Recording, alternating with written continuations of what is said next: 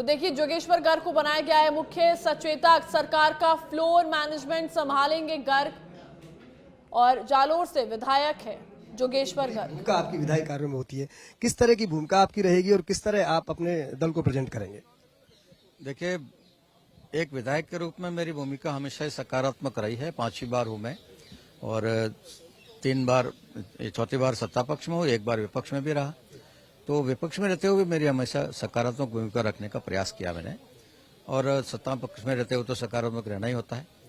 तो उस अनुभव का लाभ लेते हुए मैं प्रयास करूंगा सब लोग सकारात्मक सोच के साथ राजस्थान की जनता का भला हम कैसे कर सकें और राजस्थान को एक विकसित राज्य के श्रेणी में कैसे खड़ा कर सकें, उस दृष्टि में सबको मिलकर प्रयास करना चाहिए। हम सब मिलकर करेंगे, उसमें प्रतिपक्ष भी हमको पूरा सहयोग करेगा, ऐसी मुझे उम्मीद है। सर जी, एक सवाल आम जनता उठाती है, चूंकि जब हम विधानसभा में जाते हैं तो वह हम तमाम जनाकांक्षाओं का कहीं ना कहीं दायित्व हमारे कंधों पर होता है, जिन सपनों के साथ वो सुनकर हमें भेजते हैं। लेकिन कई बार ये हालात बनते हैं जोगेश्वर जी की जब जो सदन है कहीं ना कहीं हंगामे की भेंट चढ़ जाता है, और इस तरह जब हालात बनते हैं तो आम जनता भी सोचती है कि हमने इसलिए थोड़ी भेजा था सदन में कि आप हंगामा करेंगे, और जो पैसा बर्बाद होता है पैसा बर्बाद भी हो जाता है और साथ ही जनहित की योजनाएं भी सही समय पर लागू नहीं हो पाती हैं। तो इसको लेकर कहीं कुछ गंभीरता आपकी तरफ से नजर आएगी, कुछ नवाचार आप करेंगे?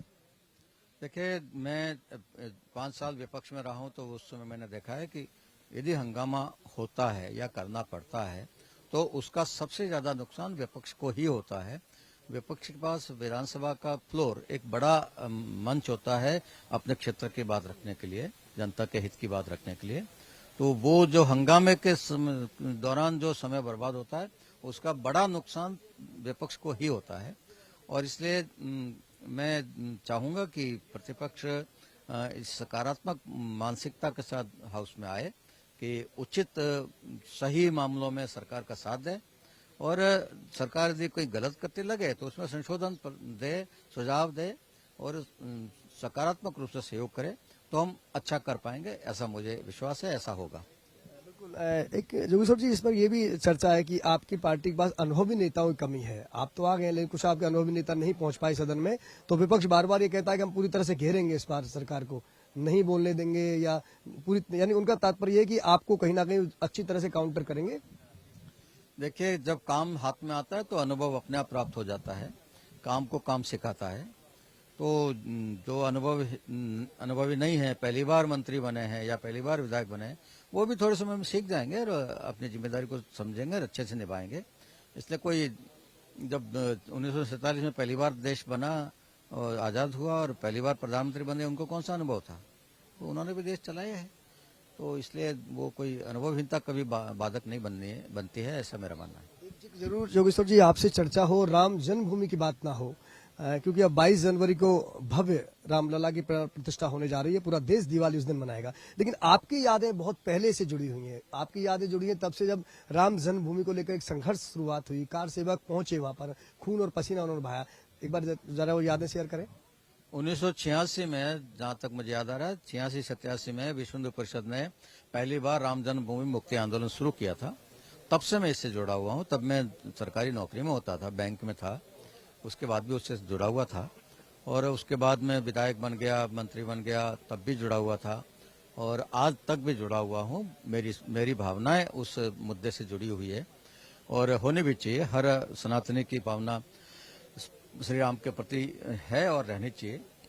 बड़ा आनंद हो रहा है कि उस संघर्ष को हम अंतिम परिणति तक ले जा सके और एक इतना सकारात्मक उसका परिणाम निकाल सके।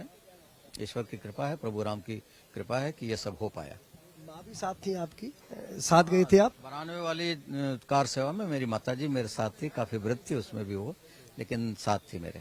ये बड़ा गर्व का पल होता है जोगेश्वर जी कि उस वक्त, क्योंकि रामलला के लिए आपका जाना, लेकिन माँ की उस उम्र के बावजूद भी आप साथ गए, उनका भी, आज उनको भी बहुत खुशी होगी, आपको भी खुशी होगी। जी, जब 92 में वो कार सेवा के लिए हम तो गए थे, अचानक वो ढांचा गिरना शुरू हुआ तो हम में से भी कई लोग घबरा गए थे, कमजोर मानसिकता वाले लोग घबरा गए थे कि गोलियां चल जाएगी या क्या हो जाएगा। तब भी मेरी माताजी बहुत मजबूती के साथ खुले मैदान में खड़ी थी और हम लोगों को हौसला दे रही थी, कुछ घबराने की जरूरत नहीं है और हम राम के काम के लिए आए हैं तो राम जी सब ठीक करेंगे। Thank you. ये थे जोगेश्वर गर्ग, जिनको मुख्य सचेतक बनाया है विधायक दल ने। अपनी भूमिका के लिए जहां तक उनका कहना है कि हम पूरी तरह से सुचारू रूप से सदन चले, जनहित के फैसले हों, ये प्रयास करेंगे। और इसके साथ ही जिक्र उन्होंने अपनी राम मंदिर की उस यात्रा का भी किया जब कार सेवक के रूप में अयोध्या गए थे और आज वहां भव्य श्री राम मंदिर की जो प्राण प्रतिष्ठा 22 जनवरी को होने वाली है उसको लेकर भी उन्होंने जिक्र किया और कहा कि वो बड़े गौरव के पल है और वो सपना साकार हो रहा है जो हमने देखा 1986-1992 से। जर्नलिस्ट जमाल खान के साथ लाल सिंह फौजदार, सच बेधड़क, जयपुर। तो देखिए, जोगेश्वर गर्ग को बनाया गया है मुख्य सचेतक। इस वक्त की बड़ी खबर, सरकार का फ्लोर मैनेजमेंट संभालेंगे गर्ग। और आपको बता दें, जालोर से विधायक है जोगेश्वर गर्ग और जोगेश्वर गर्ग को सीएम ने बधाई दी है।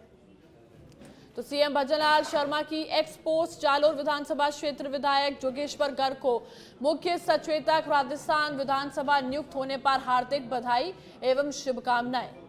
तो देखिए, सीएम भजनलाल शर्मा ने एक्स पर पोस्ट किया है और यहां पर शुभकामनाएं और बधाई दी गई है। तो ये बड़ी जिम्मेदारी, अनुशासन बनाए रखने को लेकर और हर चीज पूरी तरह से अच्छे से अनुशासित तरीके से चले, ये बड़ी जिम्मेदारी जोगेश्वर गर्ग को बनाया गया है मुख्य सचेतक। तो सरकार का फ्लोर मैनेजमेंट संभालेंगे गर्ग। और अभी आपने सुना क्या कुछ उन्होंने कहा, साथ ही कार सेवक के रूप में भी बड़ा योगदान उन्होंने अयोध्या में दिया था। तो देखिए, जोगेश्वर गर्ग को बनाया गया है मुख्य सचेतक।